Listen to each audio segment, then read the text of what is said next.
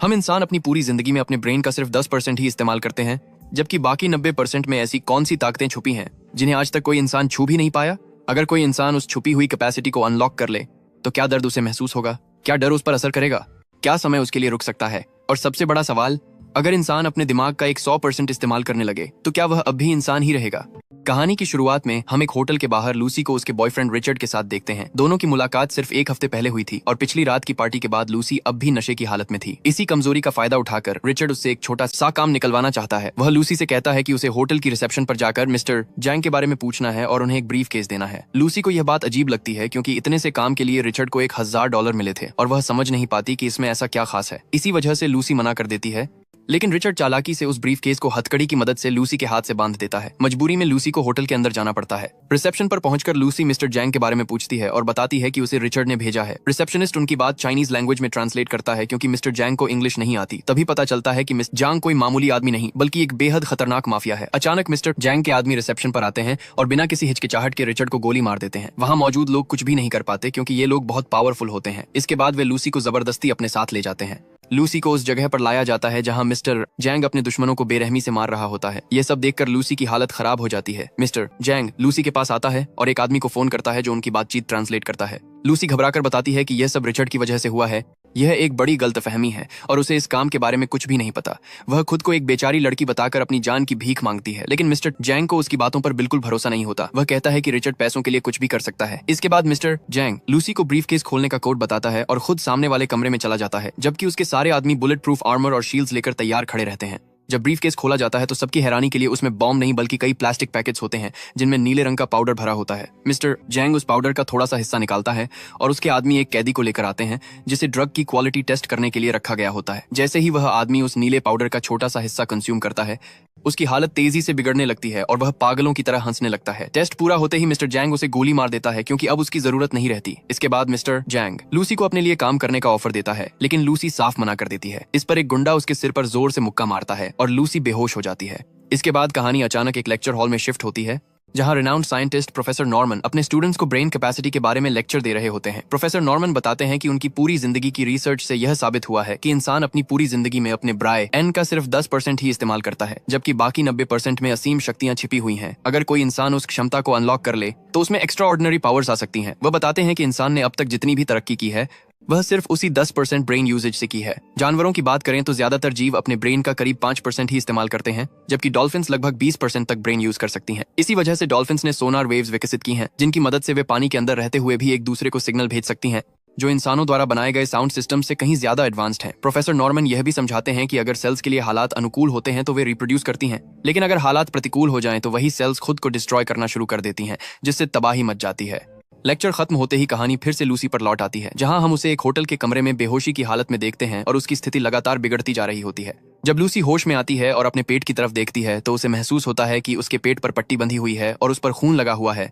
पास ही operation के instruments भी पड़े होते हैं। तभी एक गुंडा उसे कपड़े पहनने और बाहर आने का आदेश देता है। बाहर आकर लूसी सीधे मिस्टर जैंग से पूछती है कि उन्होंने उसके पेट के साथ क्या किया है। जवाब में उनका एक आदमी जो इंग्लिश बोलता है साफ शब्दों में बताता है कि उन्होंने उसके शरीर से कोई बॉडी पार्ट नहीं निकाला है, बल्कि उस नीले ड्रग का एक पैकेट, जिसका साइंटिफिक नाम CPHR है, उसके पेट के अंदर छुपा दिया गया है। वह ड्रग इतना पावरफुल है कि इंटरनेशनल मार्केट में उसकी हैवी डिमांड है और इसी वजह से वह बेहद कीमती भी है। योजना यह थी कि लूसी के जरिए उस पैकेट को दूसरी कंट्रीज में स्मगल किया जाए। लूसी अकेली नहीं थी, उसके साथ 3 और लोग थे और उन तीनों के पेट में भी एक एक पैकेट डाला गया था। सभी को अलग अलग कंट्रीज में भेजा जाना था, जहां मिस्टर जैंग के लोग उनका ऑपरेशन करके उन पैकेट्स को बाहर निकालते और मार्केट में बेचते। यही मिस्टर जैंग का पूरा बिजनेस था। उसके आदमी उन्हें धमकाते भी हैं कि अगर उन्होंने भागने की कोशिश की या पुलिस की मदद ली तो उनके पूरे परिवार को जान से मार दिया जाएगा। इसके बाद उन सबके मुंह पर कपड़ा बांध दिया जाता है और उन्हें ले जाया जाता है।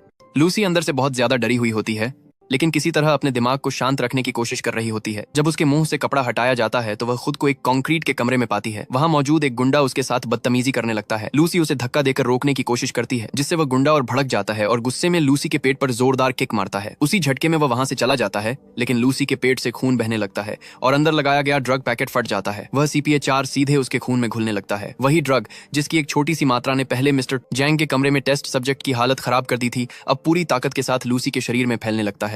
धीरे धीरे लूसी के शरीर में मानो हजारों वोल्ट्स का करंट दौड़ने लगता है। उसका अपने शरीर पर कोई कंट्रोल नहीं रहता। वह हवा में उठने लगती है। उसकी बॉडी के अंदर जैसे छोटे छोटे एक्सप्लोजन्स हो रहे हों और नीले रंग की एनर्जी उसकी पूरी बॉडी पर हावी होने लगती है। उसकी आंखों का रंग पल भर में बदल जाता है और उसके अंदर जबरदस्त पावर जाग जाती है। इसी दौरान प्रोफेसर नॉर्मन की आवाज से सुनाई देती है, जहां वह समझा रहे होते हैं कि अगर इंसान का ब्रेन 20% कैपेसिटी तक पहुंच जाए तो वह पूरे शरीर को कंट्रोल कर सकता है। ऐसी हालत में इंसान एक्सट्रीम सिचुएशंस में भी बिल्कुल शांत रह सकता है और सही समय पर सही फैसला ले सकता है। वह बताते हैं कि इंसान के शरीर में 100 बिलियन से भी ज्यादा न्यूरॉन्स होते हैं, लेकिन हम उनमें से सिर्फ करीब 15% ही यूज करते हैं। हमारे शरीर में गैलेक्सी के तारों से भी ज्यादा कनेक्शंस हैं। फिर भी इतने बड़े नेटवर्क का लगभग 90% हिस्सा इंसान आज तक एक्सेस नहीं कर पाया है। प्रोफेसर नॉर्मन यह भी कहते हैं कि 40% कैपेसिटी पर इंसान दूसरे लोगों को कंट्रोल कर सकता है और इसके बाद मेटल तक को कंट्रोल करना संभव हो जाता है। इससे आगे की जानकारी उनके पास भी नहीं है। तभी एक स्टूडेंट सवाल करता है कि अगर इंसान अपने ब्रेन का एक 100% अनलॉक कर ले तो क्या होगा। प्रोफेसर नॉर्मन जवाब देते हैं कि उन्हें भी इसका कोई अंदाजा नहीं है। इधर लूसी के अंदर ड्रग के असर से उसके ब्रेन न्यूरॉन्स एक्टिवेट हो चुके होते हैं और वह 20% कैपेसिटी तक पहुंच जाती है। उसका दिमाग पूरी तरह शांत हो चुका होता है और वह गुंडों से निपटने के लिए तैयार होती है। तभी एक गुंडा कमरे में आता है। लूसी जानबूझकर उसे अपनी तरफ अट्रैक्ट करती है और जैसे ही वह उसके पास आता है, लूसी बेहद आसानी से उसे काबू में कर लेती है और उसे सबक सिखा देती है। वह उसकी गन उठा लेती है और कमरे से बाहर निकल जाती है। बाहर कुछ गुंडे खाना खा रहे होते हैं और लूसी बिना किसी हिचकिचाहट के उन सभी को शूट कर देती है। अपनी बॉडी को ऊर्जा देने के लिए वह तेजी से खाना खाने लगती है, जैसे किसी मशीन में फ्यूल डाला जा रहा हो। इसी दौरान एक गोली उसे लगती है, लेकिन उसे कोई दर्द महसूस नहीं होता। वह अपने हाथ से आराम से उस बुलेट को बाहर निकाल लेती है, जैसे यह उसके लिए कोई मामूली सी बात हो। ठीक वैसा ही जैसा प्रोफेसर नॉर्मन ने अपने लेक्चर में बताया था, अब लूसी का अपने शरीर पर पूरा कंट्रोल हो चुका होता है। इसके बाद लूसी गन्स को एक बैग में रखती है और एक कैब में बैठकर हॉस्पिटल की तरफ निकल जाती है। रास्ते में जब कैब सिग्नल पर रुकती है तो लूसी को अचानक एहसास होता है कि वह दूर खड़े लोगों की फोन कॉल्स तक सुन पा रही है। उसकी सुनने की शक्ति इतनी बढ़ चुकी होती है कि वह काफी दूरी पर भी है, मौजूद लोगों की बातें साफ सुन सकती है। इतना ही नहीं, कुछ ही पलों में वह उन कॉन्वर्सेशंस को सुनते सुनते पूरी चाइनीज लैंग्वेज भी समझने लगती है। हॉस्पिटल पहुंचकर लूसी सीधे ऑपरेशन थिएटर की तरफ जाती है। वहां स्क्रीन पर डिस्प्ले हो रहे डाटा को देखकर वह कहती है कि यह सर्जरी उसकी जान नहीं बचा पाएगी। इसके बाद वह डॉक्टर पर गन तान देती है और उसे अपने पेट से ड्रग पैकेट निकालने का आदेश देती है। लूसी की हालत और उसकी बातें देखकर डॉक्टर पूरी तरह हैरान रह जाते हैं। डॉक्टर उसके शरीर को सुन्न करने के लिए एनेस्थीसिया देने की तैयारी करता है, लेकिन लूसी उसे साफ मना कर देती है और बिना किसी एनेस्थीसिया के ऑपरेशन करने के लिए कहती है। ऑपरेशन के दौरान लूसी अपनी मां को फोन करती है और बताती है कि उसे अपने बचपन से जुड़ी हर चीज याद आ रही है। उसे अपने जन्म से लेकर अब तक की सारी बातें साफ साफ याद हैं, यहाँ तक कि वह अपनी मां के दूध का स्वाद भी महसूस कर पा रही है, जो किसी भी छोटे बच्चे के लिए याद रखना नामुमकिन होता है। लूसी कहती है कि अब वह सब कुछ महसूस कर सकती है, ग्रेविटी, धरती की रोशनी और हवा तक। ऑपरेशन पूरा होने पर डॉक्टर उसके पेट से ड्रग का पैकेट निकालता है, जिसका वजन करीब 500 ग्राम होता है, क्योंकि बाकी ड्रग उसकी बॉडी में अब्सॉर्ब हो चुकी होती है। डॉक्टर जब उससे ड्रग का नाम पूछता है तो लूसी बताती है कि इसका नाम CPH4 है। यह सुनते ही डॉक्टर हैरान हो जाता है और बताता है कि CPH4 एक बेहद पावरफुल ड्रग है, जो प्रेग्नेंट वुमेन के शरीर में प्रेगनेंसी के छठे हफ्ते के आसपास बहुत ही कम मात्रा में प्रोड्यूस होती है और उसी से वूम में बच्चे की हड्डियों का निर्माण होता है। डॉक्टर यह सोचकर और भी ज्यादा चौंक जाता है कि लूसी अब तक जिंदा कैसे है, कि शायद वह ज्यादा देर तक जिंदा भी न रह पाए। इसके बाद लूसी अकेली ही मिस्टर जैंग के पास पहुंचती है। रास्ते में वह उसके आदमियों को शूट करते हुए बड़ी आसानी से मिस्टर जैंग तक पहुंच जाती है, जिसे इसका जरा भी अंदाजा नहीं होता। लूसी उसके दोनों हाथों पर चाकू से जोरदार वार करती है और CPH4 के बाकी 3 पैकेट्स के बारे में पूछती है, जो बाकी 3 लोगों के पेट में डाले गए थे। मिस्टर जैंग कुछ नहीं बोलता तो लूसी उसके दिमाग को रीड करके पता लगा लेती है कि वे पैकेट्स बर्लिन, पेरिस और रोम में डिलीवर होने वाले हैं। सिर्फ 2 मिनट के अंदर लूसी मिस्टर जैंग की हालत खराब कर देती है। इसके बाद लूसी अपनी एक सहेली के घर जाती है, जहां वह इंसानी दिमाग पर आधारित प्रोफेसर नॉर्मन की पूरी रिसर्च सिर्फ कुछ ही मिनटों में पढ़ लेती है। यह रिपोर्ट करीब 6734 पेजेस की होती है। फिर लूसी प्रोफेसर नॉर्मन को फोन करके अपने बारे में सब कुछ बता देती है और कहती है कि उसने अपने ब्रेन की 28% कैपेसिटी अनलॉक कर ली है। प्रोफेसर नॉर्मन को पहले लगता है कि कोई उनके साथ मजाक कर रहा है, लेकिन लूसी उनके रूम में मौजूद टीवी, मोबाइल, रेडियो और बाकी इलेक्ट्रॉनिक गैजेट्स को कंट्रोल करके उन्हें यकीन दिला देती है। लूसी बताती है कि CPH4 ड्रग उसके ब्रेन न्यूरॉन्स को लगातार एक्टिवेट कर रहा है और बहुत जल्द वह अपने ब्रेन का एक 100% अनलॉक कर लेगी, लेकिन उसे यह नहीं पता कि वह कब तक जिंदा रहेगी। वह यह भी कहती है कि अब उसे दर्द महसूस नहीं होता, उसकी इच्छाएं खत्म हो चुकी हैं और जो चीजें इंसान को इंसान बनाती हैं वे सब उसके अंदर से धीरे धीरे खत्म हो रही हैं। प्रोफेसर नॉर्मन उसकी हालत समझ जाते हैं और उसे वही करने की सलाह देते हैं जो नेचर का बेसिक रूल है, यानी जो सीखा गया है उसे आगे पास किया जाए। उनकी बात सुनकर लूसी को डायरेक्शन मिल जाती है और वह 12 घंटे बाद उनसे मिलने का वादा करती है।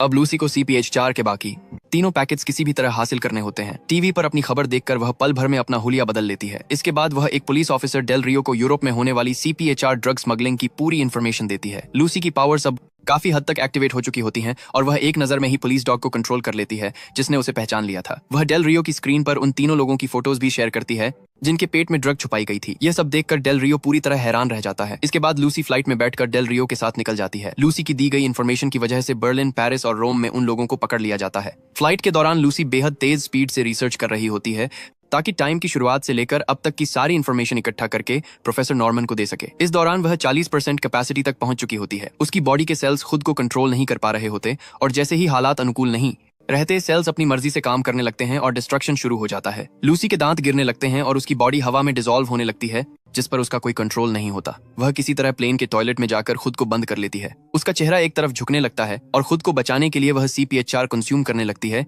ताकि किसी तरह जिंदा रह सके। कुछ देर के लिए उसकी हालत सुधरती है, लेकिन फिर एक एक्सप्लोजन होता है और उसकी बॉडी के पार्टिकल्स हवा में फैलने लगते हैं। इसके बाद हम एयरपोर्ट पर डेल रियो को देखते हैं, जहां डॉक्टर्स उसे बताते हैं कि लूसी एयरपोर्ट हॉस्पिटल में बेहोश पड़ी है। लूसी अब 50% कैपेसिटी तक पहुंच चुकी होती है। जब वह अपने रूम से बाहर आती है तो डेल रियो अपनी टीम के साथ उसे पकड़ने की कोशिश करता है, लेकिन लूसी सिर्फ हाथ के इशारे से ही उन सभी को सुला देती है और डेल रियो की गन की मैगजीन खाली कर देती है। डेल रियो को समझ ही नहीं आता कि आखिर हुआ क्या है। लूसी उससे CPH4 के पैकेट्स मांगती है जो उन 3 लोगों के पेट में थे और जिन्हें पुलिस ऑपरेशन के लिए हॉस्पिटल ले गई थी। इसके बाद लूसी डेल रियो की कार में बैठकर हॉस्पिटल की तरफ निकल जाती है। डेल रियो उसकी पावर्स को देखकर टेंशन में होता है, लेकिन लूसी उसे भरोसा दिलाती है कि उसे डरने की जरूरत नहीं है और वह उसे नुकसान नहीं पहुंचाएगी। हॉस्पिटल के बाहर मिस्टर जैंग का एक आदमी उन तीनों लोगों की निगरानी कर रहा होता है और फोन पर मिस्टर जैंग को सारी जानकारी देता रहता है। अब लूसी मोबाइल नेटवर्क्स को अपनी आंखों से देखने लगती है और अपने हाथों से कंट्रोल करके मिस्टर जैंग और उसके आदमी के बीच चल रही कॉन्वर्सेशन को कार रेडियो पर सुनने लगती है। मिस्टर जैंग अपने आदमियों को आदेश देता है कि किसी भी तरह CPH4 के पैकेट्स पुलिस कस्टडी से वापस लाए जाएं, चाहे इसके लिए उन्हें कुछ भी करना पड़े। इससे पहले कि मिस्टर जैंग के आदमी पैकेट्स ले पाते, लूसी का वहां पहुंचना बेहद जरूरी होता है। इसलिए लूसी खुद कार ड्राइव करने लगती है। उसने इससे पहले कभी ड्राइविंग नहीं की होती, लेकिन वह गाड़ी ऐसे चला रही होती है जैसे ये उसके लिए कोई वीडियो गेम हो। उसकी ड्राइविंग देखकर डेल रियो भी डर जाता है। इसी दौरान मिस्टर जैंग के आदमी हॉस्पिटल में मौजूद सभी पुलिस वालों को शूट कर देते हैं और उन तीनों लोगों के पेट से CPH4 के पैकेट्स निकालने लगते हैं। जब एक पुलिस ऑफिसर और गुंडों के बीच शूट आउट होता है, तभी लूसी वहां पहुंच जाती है। मिस्टर जैंग का एक आदमी किसी तरह 2 पैकेट्स ब्रीफ केस में रखकर रूम से बाहर निकलने में कामयाब हो जाता है और अपने आदमियों को लूसी को शूट करने का आदेश देता है, लेकिन लूसी अब और ज्यादा पावर हासिल कर चुकी होती है। वह गुंडों के सामने एक अदृश्य दीवार की बना देती है और बाकी लोगों को एक एक करके हवा में उड़ा देती है। वह आसानी से ब्रीफ केस हासिल कर लेती है और तीसरा पैकेट भी उस आदमी के पेट से निकाल लेती है। इसके बाद लूसी कार में बैठकर प्रोफेसर नॉर्मन के पास निकल जाती है। रास्ते में मिस्टर जैंग उसे देखकर समझ जाता है कि CPH4 के सारे पैकेट्स लूसी ने हासिल कर लिए हैं। प्रोफेसर नॉर्मन यूनिवर्सिटी पहुंच चुके होते हैं, जहां लैब में उनकी पूरी टीम और कंप्यूटर्स तैयार होते हैं ताकि लूसी की ब्रेन कैपेसिटी पर एक्सपेरिमेंट किया जा सके। इसी दौरान मिस्टर जैंग और उसके आदमी भी उनका पीछा करते हुए यूनिवर्सिटी पहुंच जाते हैं। मिस्टर जैंग का एक आदमी यह कहते हुए गाड़ी से उतरता है कि लूसी कोई आम इंसान नहीं, बल्कि एक ऐसी चुड़ैल है जिसे मारना बेहद मुश्किल है। मिस्टर जैंग यह कहते हुए आगे बढ़ता है कि उसे यह सब पहले से पता है और वह लूसी को खुद मारेगा। वह अपने सभी आदमियों को हमले के लिए तैयार होने का आदेश देता है। लूसी उनकी बातचीत सुन लेती है और डेल रियो से कहती है कि वह उन्हें रोकने की कोशिश करे ताकि वह अपना एक्सपेरिमेंट शांति से पूरा कर सके। इसके बाद लूसी प्रोफेसर नॉर्मन को सेल्स के काम करने के तरीके के बारे में समझाने लगती है। वह बताती है कि सेल्स का फंक्शनिंग इंसान की कैलकुलेशन से बिल्कुल अलग होता है। हमारे शरीर में असीमित शक्तियां मौजूद हैं और अगर हम सिर्फ अपने सेल्स को कंट्रोल करना सीख लें तो बहुत कुछ अचीव कर सकते हैं। प्रोफेसर नॉर्मन पूछते हैं कि अगर संसार इंसानी कैलकुलेशन के आधार पर नहीं चलता तो फिर चलता कैसे है और हमारी कैलकुलेशन गलत क्यों साबित होती है। लूसी उदाहरण देकर समझाती है कि अगर किसी कार को बहुत तेज स्पीड से चलाया जाए तो एक समय ऐसा आता है जब वह दिखाई देना बंद कर देती है, लेकिन इसका मतलब यह नहीं कि उसका अस्तित्व खत्म हो गया। इसी तरह बहुत सी चीजें ऐसी हैं जो इंसान की कल्पना से परे हैं, लेकिन उनका अस्तित्व फिर भी मौजूद है। लूसी कहती है कि समय हर चीज के अस्तित्व का आधार है, क्योंकि समय के बिना कुछ भी एग्जिस्ट नहीं कर सकता।